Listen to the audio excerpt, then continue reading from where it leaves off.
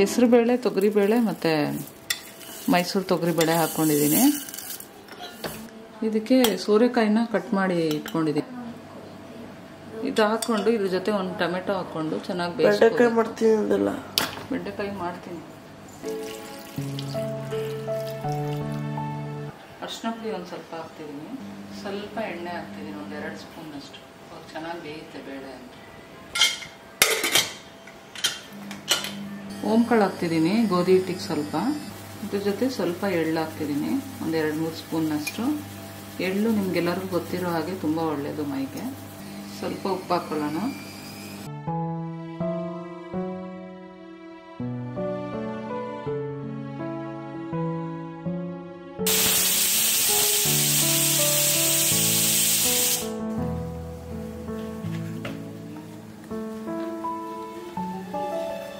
ಇದು ಯಾವ ಊರ ಹೆಣ್ಣು ಕಾಣಮ್ಮ, ಇದು ಕುರಬರ ಹಳ್ಳಿಯ ಹೆಣ್ಣು ಕಾಣಮ್ಮ. ಕುಮುದ, ಬೆಳಗ್ಗೆ ಬೆಂಡೆಕಾಯಿ ಮಾಡುತ್ತಿರುವುದು ಯಾಕೆ? ನನ್ನ ಮಕ್ಕಳಿಗೆ. ಎಸ್, ನಮ್ಮ ಅಕ್ಕ ನನ್ನ ಫುಲ್ಲು ನಿರ್ಜಲ ಏಕಾದಶಿ ಮಾಡೋಳಿ. ಅದಕ್ಕೆ ಇವತ್ತು ನಮಗೆ ಭರ್ಜರಿ ಊಟ. ಕೇಸರಿ ಬಾತು, ಚಪಾತಿ, ಬೆಂಡೆಕಾಯಿ, ಇನ್ನೊಂದೇನೋ ಮಾಡಿದ್ದಲ್ಲ. ಅದೇನು ಮಮ್ಮ ಆಗ್ಲೇ ಮಾಡಿದ್ದು? ತೊವ್ವೆ. ಕಟ್ ಮಾಡು. ಮೀ ಕ್ಯಾಮ್ರಾಮ್ಯಾನ್, ಪಪ್ಪ ಕಟಿಂಗ್ ಮಷೀನ್, ಅಮ್ಮ ಕುಕಿಂಗ್ ಮಷೀನ್, ನಮ್ಮ ಅಕ್ಕ ರಿಲ್ಯಾಕ್ಸಿಂಗ್ ಮಷೀನ್.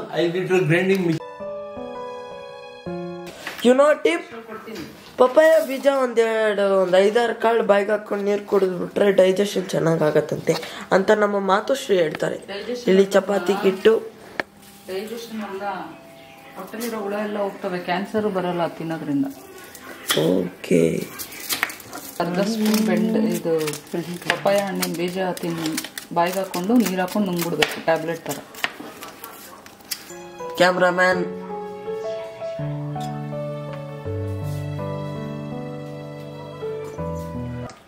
ಕನ್ಫ್ಯೂಸ್ ಮಾಡ್ಕೊಂಬಿಡಿ, ಅದು ಮಾತ್ರ ಅಲ್ಲ, ಪಪ್ಪಾಯ ಬೀಜ. ಯಾರು ಬರೆದ ಕಥೆಯೋ, ತಿನ್ನೋವಾಗ್ಲೂ ಅದೇ ಹೇಳ್ಬೇಕು. ನನಗಾಗಿ ಬಂದ ವ್ಯತೆಯೋ, ಅದೇ ಡೈಲಾಗ್ನೇ ಊಟ ಮಾಡೋವಾಗ್ಲೂ ಹೇಳ್ಬೇಕು. ಹೇಗೆ? ಯಾಕೆ ತಿನ್ನೋವಾಗ ಕಷ್ಟ ಆಗಲ್ವಾ ನಿಮ್ಗೆ?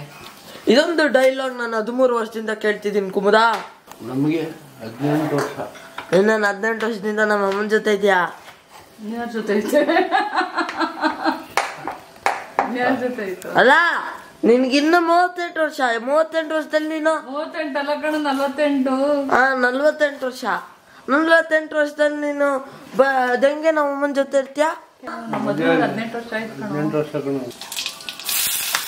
ಸ್ವಲ್ಪ ಈರುಳ್ಳಿ ಹಾಕೊಂಡಿದ್ದೀನಿ, 1-2 ಹಸಿಮೆಣಸಿನ್ಕಾಯಿ ಹಾಕೊಂಡಿದ್ದೀನಿ, ಸ್ವಲ್ಪ ಕರಿಬೇವು ಸೊಪ್ಪು. ಇವಾಗ ಇದಕ್ಕೆ ಬೆಂಡೆಕಾಯಿ ಹಾಕೊಂಡಿರೋಣ.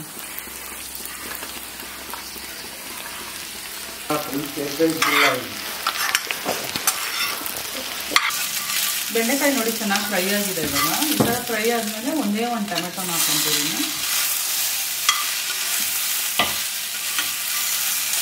ಈ ಟೊಮೆಟೊ ಚೆನ್ನಾಗಿ ಮೆತ್ತಗಾಗ್ಬಿಡ್ಬೇಕು. ಸ್ವಲ್ಪ ಅರಿಶಿನ ಪುಡಿ ಹಾಕ್ತೀವಿ, ಬೇಕಾದ್ರೆ ತುಪ್ಪ ಹಾಕೊಳ್ಳೋಣ.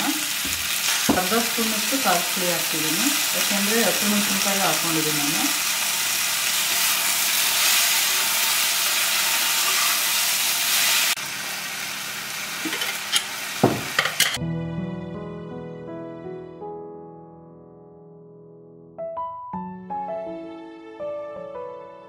ಸೋರೆಕಾಯಿ ತೊವ್ವೆಗೆ ಒಗ್ಗರಣೆ ಹಾಕೊಳ್ಳೋಕೆ ಬಾಣಲಿ ಇಟ್ಕೊಂಡಿದ್ದೀನಿ. ಈ ಬೆಂಡೆಕಾಯಿನ ಈ ಕಡೆ ಶಿಫ್ಟ್ ಮಾಡ್ಕೊಂಡಿದ್ದೀನಿ.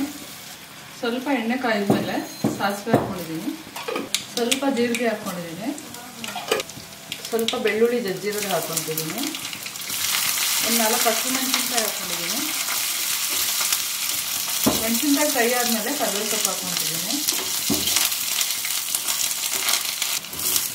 ಒಂದು ಸ್ವಲ್ಪ ಈರುಳ್ಳಿ ಹಾಕ್ಕೊಂಡಿದ್ದೀನಿ. ಈರುಳ್ಳಿ ಆಪ್ಷನಲ್ಲು, ಬೇಕಿದ್ರೆ ಹಾಕೋಬೋದು, ಅಂದರೆ ಸ್ಕಿಪ್ ಮಾಡ್ಕೋಬೋದು.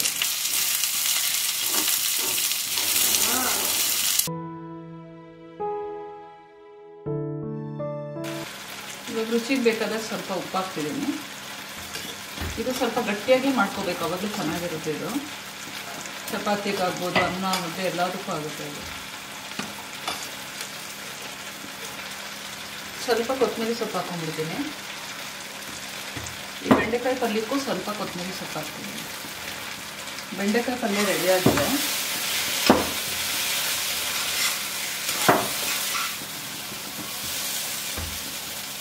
ನೋಡಿ ಗಟ್ಟಿ ಹಿಂಗೆ ಬರುತ್ತಲ್ಲ, ಅದು ನೆನೆಸಿಟ್ಕೊಂಡಿರ್ತೀನಿ ನಾನು, ಅದು ಕರಗಲಿ ಬೇಗ ಅಂತ. ಅದನ್ನ ಒಂದು ಸ್ವಲ್ಪ ಒಂದು ಸ್ಪೂನಷ್ಟು ಹಾಕ್ಕೊತಿದ್ದೀನಿ.